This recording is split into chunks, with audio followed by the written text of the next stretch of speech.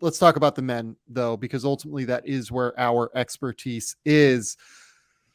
So do you want to start with Florida Atlantic, San Diego State, or do you want to start with Connecticut and Miami? Let's move chronologically here, Sam, because I think the San Diego State Florida Atlantic game really captivated my attention for a full 40 minutes in a way that UConn Miami didn't quite do.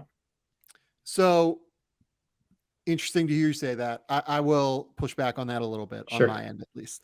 But let's start with San Diego State and Florida Atlantic. So just to begin with, so I was very, very lucky. I was sitting courtside last night for this entire thing. Please, thank you. Shout out David Warlock, everybody at the NCAA. I very much appreciate all of you for that. The San Diego State Florida Atlantic game was almost every single thing about college basketball that I love or don't like encapsulated in a single, 40-minute to 2-hour affair. Yeah. So we had a great, super fun first half, free-flowing offense. Like, you expected San Diego State to grind this thing down to a halt. You expected it. You expected this older, more experienced team to try and dictate tempo and dictate the pace of the game, and they couldn't do it. Florida Atlantic spaced them out. I thought they really did a good job of taking advantage of some of the schematic disadvantages that San Diego State can sometimes present to you. So San Diego State is more than happy to switch 1 through 4 across the perimeter. Sometimes 1 through 5 if Nathan Mensah isn't on the court, but mostly they're going to switch 1 through 4 around their big, and they're going to have Mensah guard the basket, or Jaden Ledee if he's in at center. Because Florida Atlantic plays 4 guards, it felt like in the first half they were able to kind of dictate those matchups where they wanted. And I thought it was super, super impressive to see them kind of dribble drive, get separation, get penetration, kick it back out, hit Nick Boyd. He hit 3 threes in the first half, hit, all of their variety of shooters out in the perimeter. I thought it was super, super impressive stuff. What Dusty May and company did. By the way, that was my first time having seen Dusty May coach like in person before. And I was right across from their bench. So I got to like see everything that was happening with them. I was so fucking impressed with him. Yeah. Like, so impressed. Just the way that he conducts himself, the way that he is completely calm at all times. He goes back, he gets advice from his assistants, he comes back out, he's ready to go. It was super, super impressive stuff, I thought. And they dictated the tempo of the first half. They pushed it up and down. They got where they wanted offensively. San Diego State got just enough offensively to make it work to where they were only down something like 7-10, if I remember correctly. Yeah. And they figured it out in the second half, obviously. But the start of that game, what were your overall impressions of what you saw? Yeah, totally awesome start from Florida Atlantic and the way that they spaced the floor. I think San Diego State defensively, they turn up the pressure. They really get into the basketball. And as a result, they tend to live with some kick out threes from time to time. Yep. And what they as a team do a great job of is taking away the corner drift pass, where if you drive baseline, they're going to anticipate that, try to get steals. And they had a couple of them on some passes from the Owls that were just going straight out to the corner. But I thought their guards did a good job of getting in the lane and reading where that help defender was going and trying to make the open kick there. The other thing that stands out to me is just consistently through this tournament and in that Final Four game against the Aztecs is how good of a job their guards did on the glass. They are great rebounders on the defensive end of the floor. They attack timely with 2 hands to try to squeeze basketballs on the offensive glass. Like, they're very tough and unrelenting in some regard. And it wasn't just that they were able to space them out, is that they matched the physicality and toughness of a San Diego State team that is really built for that. And as we're watching this first half and Florida Atlantic gets out to a really good start, it was a game of runs, right? Like, they were up like 6-0 or 8-0. Then the Aztecs stormed back. Then Florida Atlantic went on another run of their own to take a 6, 7, 8-point lead. And it kind of crescendoed as we got closer to halftime. And as we're going into the half, I kept thinking to myself, this is a San Diego State team that might not be built to come back and win a game. That they're great when they can control tempo.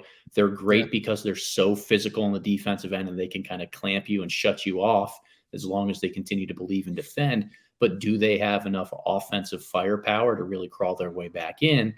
And can they take away any of those open catch and shoot looks that the Owls are really getting? I was looking forward to seeing how the game adjusted in the second half. Yeah, and how I thought it adjusted was it felt like San Diego State like packed it in almost like even more. Yeah. Which is like almost what you would not think to do in that circumstance when you're getting like sprayed for threes and everything. And, Elijah Martin is killing you, but like, it was awesome. It was super impressive, I thought. Lamont Butler really got into those guys at the point of attack, and obviously he got the rewards at the end where he was the person that made the shot that won it for the Aztecs. But I thought that their defensive intensity was terrific. Yeah. The other thing that they really started to do,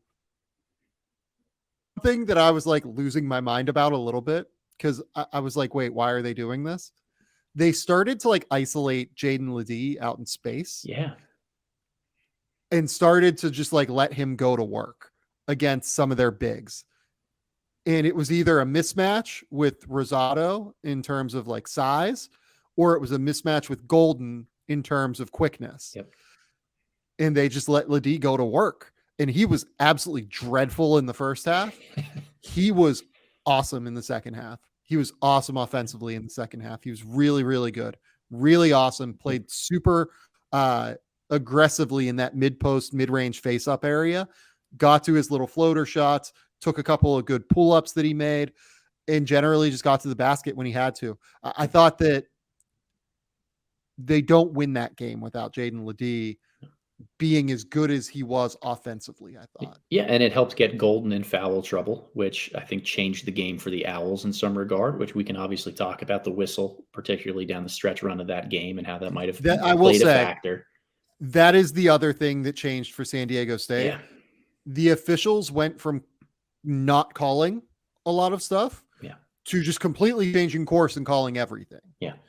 And that is bad. Well, let's just be clear about that. It was an inconsistent whistle.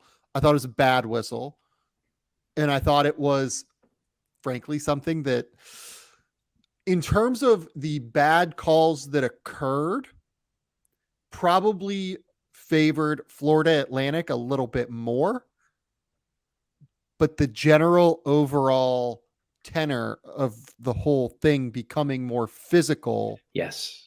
Favored San Diego State. It was physical. It slowed down the game. And then how many offensive rebounds off of free throws did we see in the final 4 or 5 minutes from the Aztecs that allowed them to keep possession of the game, get some of those easier looks, even when they weren't converting from the line? When it turned into a physical contest, even though the whistle was a little bit tighter, because the Aztecs could get second chance opportunities and live at the line, that's really how they bridged that gap over that final 5 minutes. 100%. I think that you nailed that. The fact that it slowed down with free throws and just a lot of stoppages didn't allow Florida Atlantic to be able to run and to be able to go in the way that they wanted to go. That really, I think, helped San Diego State. Matt Bradley was really good in this game offensively. He just was very confident. He was super calm out there the whole time. You could see it. The other guy that was super calm out there was Elijah Martin, and we should talk about him a little bit more. Like, he was just like taking in the entire scene, the whole game. Like, you could see it. Like, he was just like, this is what I've been waiting for my whole life. You could see it on his face. Like, they had that ATO probably with like 2 minutes left, 2.5 minutes left in the game, where he goes and makes that like up and under layup on the other side of the basket. So he came toward the side where I was sitting, and I was sitting in front of the Florida Atlantic like fan base, like their fan section. And the way that he looked up at the stands and just like looked around and was like, he looked and just was like, this is really fucking cool. You could see it. Like, but it wasn't an overwhelmed by the moment thing. It was, this is just really cool. I'm going to embrace this. I'm going to remember this moment. And I'm also going to go score a bucket in an incredibly important moment to give my team the lead. And he did, right? So it was super, super impressive stuff. Super impressed by Elijah Martin in that game. Ultimately, Lamont Butler is the thing that ended it. And That was an awesome shot. The vibe in the San Diego State section, I don't know if you saw it live. They were just chucking beers all over the place. Oh my God. Yeah. It ruled. It was fantastic to see how pumped those fans were. And shout out Lamont Butler, man. I think he is like kind of a sneaky NBA prospect, not because of the offense, because of the defense. He is one of the absolute best on-ball defenders in all of college basketball. 6'2", 6'3" guard who really gets into you at the point of attack. But my goodness, I mean, that shot was just everything that you want in a college basketball game. Every single thing. A textbook release, textbook shot, everything about how he got into his rhythm gather, the one step into the pull up, the follow through, spin on the ball. Like, it is the perfect moment. And I forget where I heard this. It might have been in conversation with you, like the magic of basketball, right? The magic of basketball is that one moment when the ball is in the air and everyone in the arena is waiting to see if the shot goes in. And based on the moment and the buildup over the 39 minutes and 58 seconds leading into that moment, that crescendos up to see how important, how large of a roar there's going to be. And we saw the magic of basketball on full display last night. It was awesome. Yeah, I literally just like walked back into the media section and saw a good friend of the program, Mark Titus. And I just like looked at Titus. I was like, you know what's good, Mark? Basketball. Like, basketball is good. This is why basketball is great. This is why we love this sport. This is why, like, even though we got the terrible foul calls, and I'm sure Florida Atlantic fans and San Diego State fans are frustrated the foul calls happened and that the officiating was terrible. Even though we got like so much weird shit, even though we have to live with so much strange shit that happens in college basketball games, where we're frankly watching 18 to 24-year-olds like try and figure out how to play high level professional basketball on the fly, right? It's just the coolest fucking thing in the world. Like, this is why I will never quit college basketball. Like, I have gone more down the road of like doing NBA stuff. We're going to talk about the NBA later in the show. I continue to end up, you know, more on that side of the spectrum, but I'll just never quit college basketball because of shit like that. It's the absolute best thing in the world when something like that happens. There's a different level of passion. There's a different level of relatability because these guys are kids. They're still, like you said, learning and figuring things out on the fly. You know, look, we can all have our gripes with whether it's officiating, whether it's the fact the final 3 minutes of that game took 25 minutes and there were 8,000 timeouts called before, you know, one field goal was taken. But so much fun. I mean, all of it leading up to that one moment. I'd do it again and again and again every single time. Hats off to Florida Atlantic for an unbelievable tournament run and season. They are legitimate. They have some legitimate dudes. I fully expect them to be back on the national picture next year. But this is a great opportunity to celebrate San Diego State too, because they earned this victory by crawling back into it, and they've got a bunch of really tough dudes.